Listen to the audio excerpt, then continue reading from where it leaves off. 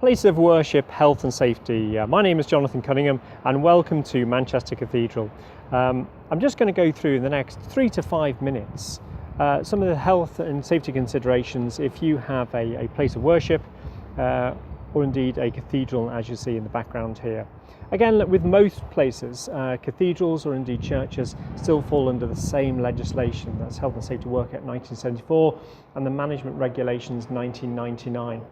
What I'm going to do is just take you through this building, sort of highlighting some of the more unusual aspects of health and safety that you might not have considered in your place of worship or indeed a cathedral such as this. You can see what a beautiful, beautiful building behind me now. Some of the considerations you may wish, first and foremost, just make sure you do have suitable documentation in place.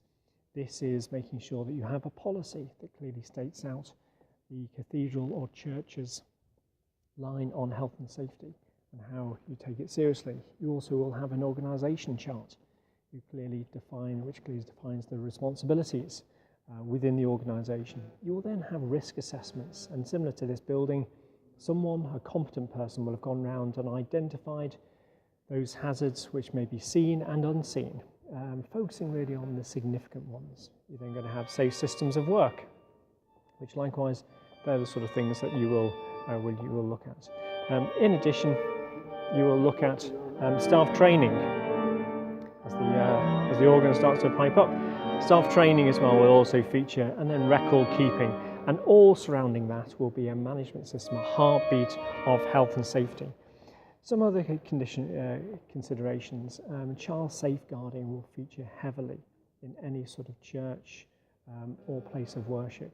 In addition, things like place of assembly. You've got here approximately maybe 800 to 1,000 in terms of capacity. But churches and cathedrals now have more and more because they need to get revenue in. So of course they will hire this out as a fantastic venue. These are sort of key considerations such as fire. Can you get people out of your fire exits, as you see here, in the sufficient amount of time? Do you have trained stewards and staff who know the building extremely well? What is your fire system which is in place, and is it linked to a red care alert system of alert? The condition of the floor will be also quite key. This one is newly refurbished, so no major issues, but in some places such as ramping, such as broken floors on stonework will also be a potential hazard. Just identify these, make sure you have a management system in place, possibly to even identify them. Additional things you may wish to consider is the management of contractors is a key one. Just like in any organisation, how you manage your contractors on site will be of the utmost importance, because these are the organisations and subcontractors coming in that potentially could put your building and your business at risk. Make sure they're well vetted, that you have a good system of scrutiny in place, that they're well supervised, and that they themselves are also well managed with good training in place. We've got some fabulous contractors here at the moment, certainly looking the part with high-vis boots and everything else. Other considerations will be the likes of this stonework which you see around the place. Also the main altar there. Making sure these are in good condition. The outside of the building as well must be subject to frequent review in terms of structural review. Asbestos will also feature. Do you know where it is? Has it been assessed? Is it suitably labelled? And also, do contractors, are they aware of where it is?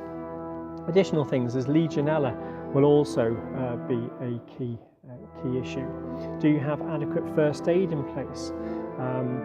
And that's just having suitable vergers or possibly stewards if it is an event.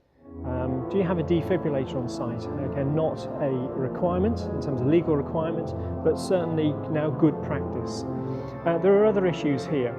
We've got some works going on at the moment in terms of this will fall under the construction design management regulations. So if you've got someone looking in place for that, such as the principal designer and obviously the principal contractor.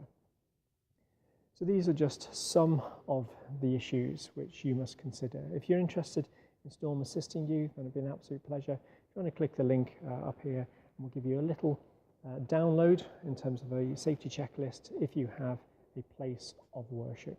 So please get in touch, and many thanks.